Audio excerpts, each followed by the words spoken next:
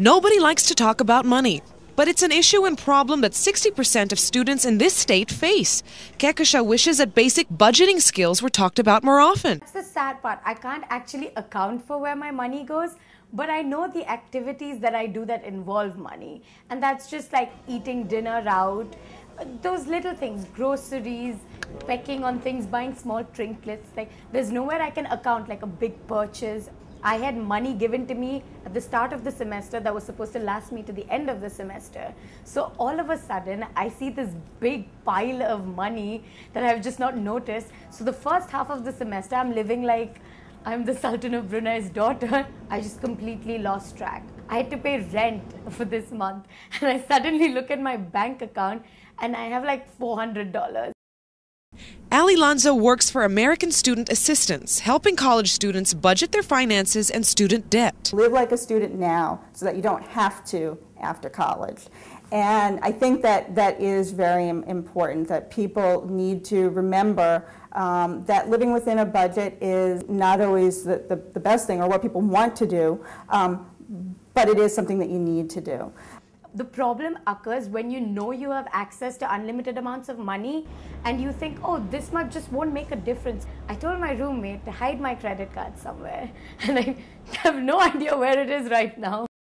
I think there is this notion, this preconceived notion that somehow when you become an adult you automatically know how to manage your finances, and that's not necessarily true. We have seen cases of parents who have taken out loans for their students and who have gotten into financial trouble.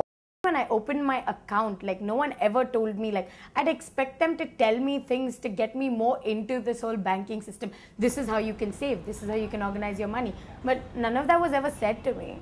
It's really important that people step up and say, I'm having a problem, is there something that you can do to help me? David wanted to pay for college on his own, so he took out a 4-year loan, but somewhere along the way it just got out of hand. Credit cards were just so easy. I mean, they kept showing up at the doors, and I was like, I'm going to have a really good job when I leave. Who cares? What's a couple grand here, a couple grand there. When I leave, I'm going to be making 6 figures. Who cares? 3 or 4 months after I got my job, I looked at my income, I looked at how much debt I had, and I realized that, number one, I was going to have to move home. Occasionally, the weight of it will certainly weigh on my shoulders, where it'll kind of put me down for a little bit.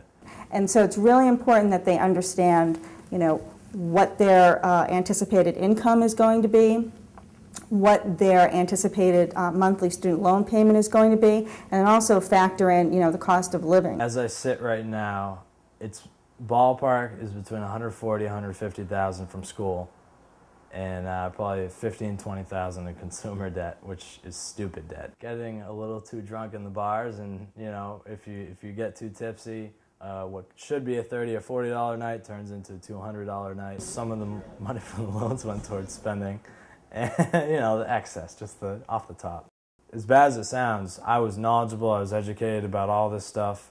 Personal finances, I can spit back, any type of idea on savings and breakdowns and all that type of stuff, but I consciously made the choice to go into that much debt to spend instead of saving. Standard repayment term is 10 years, but with the loan amounts on the rise and with some different repayment options, it can go from anywhere from 10 to even 30 years now. The way I see it and the way I saw it from when I first accepted the burden was, if I can make it out of this, financially speaking, sky's the limit. I can do anything.